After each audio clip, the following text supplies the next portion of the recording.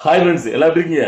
சேலம் இனிமே தளபதியோட கோட்டடா அப்படிங்கிற மாதிரி சேலத்துல நேத்து ஒரு தரமான சம்பவத்தை தமிழ வச்சு பண்ணிருக்காங்க. வேற லெவலுங்க.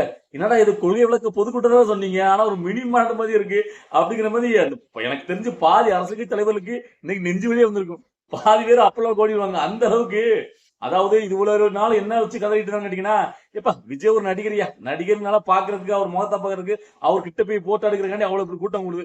நயன்தாரா கூட அந்த கூட்டம் கூட அப்படின்னு கதறினவன்லாம் நீங்க நல்லா தெரிஞ்சுக்கோ, உங்கள மாதிரி கதறலாம் செருப்ப சாணிமுக்கி அடிக்கிறதுக்கு சமமா இன்னைக்கு ஒரு சம்பவத்தை செயல்பட பண்ணிருக்காங்க. நேத்து தமிழை வச்சுக்கிறதுலே கொள்கை விளக்க பொதுக்கூட்டம் தான்.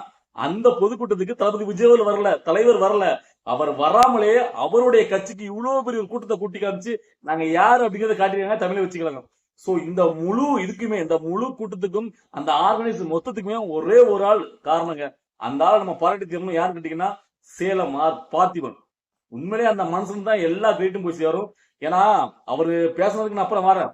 தமிழ்நாட்டில் நீங்க எந்த மாவட்டம் எடுத்துருங்க, அங்க உள்ள திராவிட கட்சிகளை அகச்சிட்டு புதுசா வளர்றதுக்கூடிய ஒரு கட்சி மிகப்பெரிய ஒரு கூட்டத்தை கூட்டி ஒரு கொள்கை விளக்க பொதுக்கூட்டம் நடத்துறது எவ்வளவு பெரிய சிரமமான விஷயம் தெரியுமா? அதுலயும் தலைவரே வராம, அந்த கட்சியோட தலைவர் வராம அங்க அவ்வளவுக்குள்ள சிரமப்பட்டு, அதுவும் பாத்தீங்கன்னா ஒரு மாநாடு கணக்க இவ்வளவு மக்கள் திரட்டி ஒரு தரமான சம்பவத்தை பண்ணிருக்காருன்னா அது சாதாரணப்பட்ட விஷயம் கிடையாது. அவரும் நிரூபிச்சிட்டாரு, சேலத்தையுமே நாங்க தான் அப்படிங்கறத காட்டிட்டாரு. அவர் கட்சிக்கு ஒரு பெரிய தூணா மாறிட்டாரு சேலம் ஆர் பார்த்திபன். சோ அதை எந்த ஒரு மாற்றம் கிடையாது. இதே மாதிரி தமிழை வச்சு கொடுத்துள்ள மத்தவங்களும் அங்க வந்து நிரூபிக்கணும் நாம யார் அப்படிங்கிறது. அதுவும் சாதாரணப்பட்ட விஷயம் கிடையாது, ரொம்ப சிரமமான விஷயம். ஆனா சேலத்துல வந்து பாத்தீங்கன்னா தளபதி விஜய்க்கு இவ்வளவுக்குள்ள ஒரு மாசு இருக்குங்கிறத நீ காட்டாரியா. உண்மையிலேயே அவர் பேசும்போது அந்த அளவுக்கு இல்லை, உண்மையிலேயே அவர் வழி நிறைஞ்சா சொல்றாரு. ஏன்னா சாதாரண ஒரு வீட்டுல ஒரு ஃபங்க்ஷன் இருந்தாலே எவ்வளவு பெரிய விஷயம். அதுவும் இங்க தமிழ்நாட்டுல ஆளுங்கட்சியா திமுக இருக்கும் போது அவங்களுக்கு எதிர்த்து ஒரு கட்சி, வளர்ற கட்சி, ஒரு மாபெரும் ஒரு பொதுக்குழு கூட்டத்தை நடத்தும் போது எவ்வளவுக்குள்ள இளைஞர்களை சந்திக்க வேண்டியது இருக்குங்கிறத அவர் வழி நிறைஞ்சு சொன்னாரு. கரண்ட்ல இருந்து தண்ணியில இருந்து ஏகப்பட்ட பிரச்சனைங்க.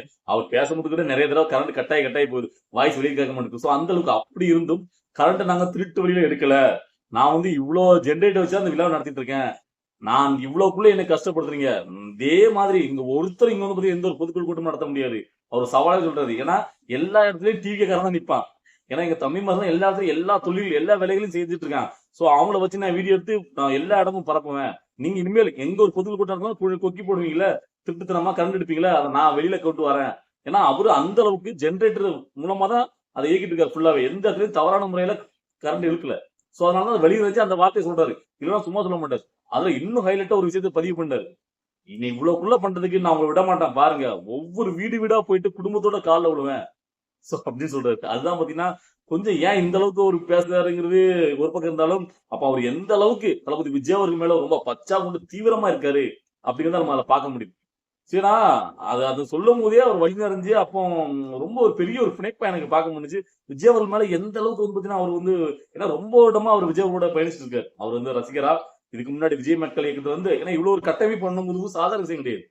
சோ ஏன்னா அது சாதாரண ஒரே நாள் 2 நாள்ல அந்த இது வரந்துருது. இத்தனை வருட காலமா அவர் வந்து ரசிகரா தளபதி விஜய் கூட இந்த விஜய் மக்கள் இயக்கத்துல பயணிச்சு தான் இவ்வளவு ஆண்டு காலமா சேலத்துல அவர் வந்து ஸ்ட்ராங்கா நிட்டே வந்திருக்காரு. இப்போ அதனுடைய வெளிப்பாடு அவர் பெரிய ஒரு மலமா வளர்ந்து நிக்காரு. சோ அது அடுத்தாப்புல அவருடைய மகள் பேசுனதுதான் ராஜ்மோகன் சொல்லும் போது நமக்கு தெரிஞ்சிச்சு. அவருடைய மகள், அந்த மகளுக்கு பேர் வச்சதே விஜயவர்தான். அந்த பொண்ணு 7ஆம் கிளாஸ் படிக்க நினைக்கிறேன். அந்த பொண்ணு மைக்கு பிடிச்சு பேசுது. அப்படி அதாவது அவர் தகப்பனுக்கு கொஞ்சம் கூட குறைவு இல்லாம அவ்வளவுக்குள்ள ஒரு வீரியமா பேசுங்க. அதாவது தாய் 8 அடி பாய்ச்சா குட்டி 16 அடி பாய்மாங்கள. சோ அதே மாதிரி புளிக்கு பந்தது பூனையாகமாங்கிற போது அந்த பொண்ணு வந்து பேசும்போது அவ்வளவுக்குள்ள இருந்துச்சு. சோ அந்த பிடிப்பை பார்க்கும் போது எனக்கு வந்து பாத்தீங்கன்னா ரொம்ப ஒரு குறிச்சு போச்சு. அதாவது சோ அந்த காலச்சூழல் நினைக்கும் போதுதான் அது எப்படி இருக்கு பாருங்களேன். அதாவது ஒரு நடிகருக்கு ரசிகரா இருந்தவர் திருமணம் செஞ்சு அவருக்கு ஒரு குழந்தை பிறகு அந்த குழந்தைக்கு அந்த நடிகர் பேர் வைக்கிறாரு. சோ கொஞ்சம் காலங்கள் ஓட ஓட ஓட அதுக்கப்புறம் அவருக்கு கட்சி ஆரம்பிச்சு வந்து அந்த கட்சிக்கு அவங்களுடைய கொள்கை விளக்க பொதுக்கூட்டத்துல அந்த ரசிகர்களுடைய மகள், இவர் யாரு பேச, அந்த பெண் வந்து மைக்க பிடிச்சு பேசுது அப்படிங்கிறது உண்மையிலேயே ஒரு சூப்பரான ஒரு, அது எனக்கு விவரிக்க தெரியல, அழகா இருந்துச்சுங்க உண்மையிலே. சோ இந்த உறவுங்கிறது எத்தனை பேர் கிடைக்கும், எத்தனை பேர் அதை வந்து மேம்படுத்தி கொண்டு போயிருக்காங்க. சோ எல்லாரும் நிறைய பேர் என்ன சொல்றாங்க, சாதாரண போற போக்குல விஜய் வந்து பார்த்தா தன் ரசிகர்ல மடமாச்சு தன்னோட சுயலாபத்துக்காக பயன்படுத்துறதுப்பா, ரொம்ப மோசமான ஆளுப்பா. சோ மத்தவங்க எல்லாம் பாத்தீங்களா, எக்ஸாம்பிள் நிறைய நடிகர் சொல்லுவாங்க, அவங்க எல்லாம் பாருங்களேன் ரசிகர்களை தன் சுயலாபத்துக்காக பயன்படுத்த மாட்டாங்க, நீ நல்லாரு உன் குடும்பத்தை பாரு அப்படின்னு சொல்லுவாங்க, அப்படிங்கிற மாதிரி சொல்லுவாங்க. ஆனா எனக்கு என்ன தோணுன்னு கேட்டீங்கன்னா, அதாவது ஆரம்ப ஸ்டேஜ்ல யாருமே அந்த வார்த்தையை சொல்றது கிடையாது. எல்லாரையும் நான் சொல்லி பாத்திருக்கேன் இந்த சினி ஃபீல்டுல.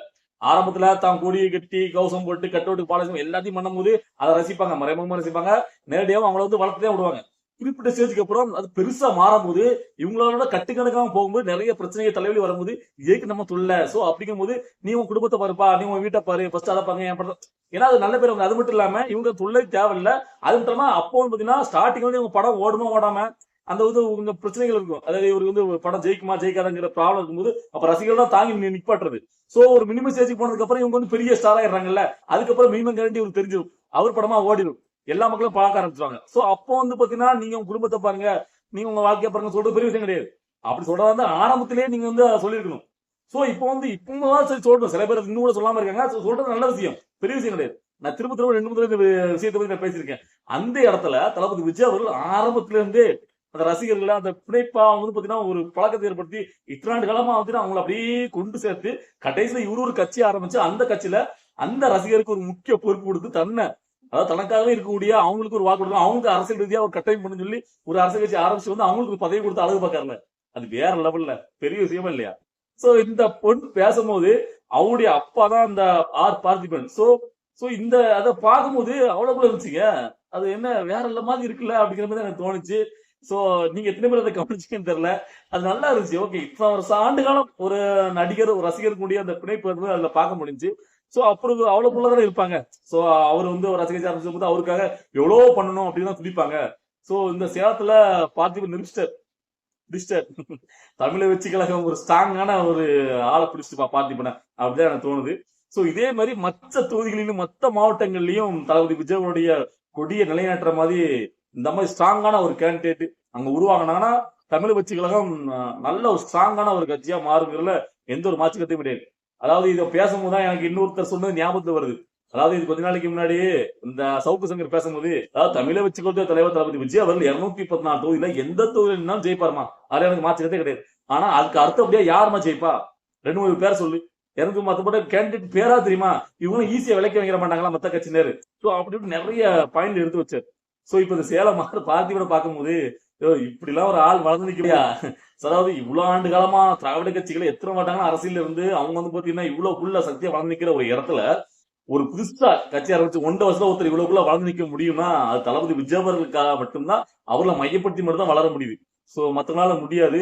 சோ அந்த கூட்டத்தையும் அந்த கொள்கை விளக்க பொதுக்கூட்டத்தையும் பார்க்கும்போது ரொம்ப மிரட்டலா இருந்துச்சு. உண்மையிலே ஒரு தரமான சம்பவம். நிறைய பேருக்கு வயிற்றுல புளிய கரைச்ச மாதிரி தான். ஏன்னா விஜயாவில் வராமலே விஜயாவுக்காக ஒரு கூட்டத்தை இவ்வளவு கூட்டம் அப்படின்னு ஆர் பார்த்திபன் காட்டியிருக்காரு. சோ தரமான சம்பவம். சோ அவருக்காக தான் இன்னைக்கு வீடியோ போடணும்னு நான் நினைச்சேன் இருக்கீங்க. சோ இது நிறைய பேருக்கு கண்ணை உறுத்தும்.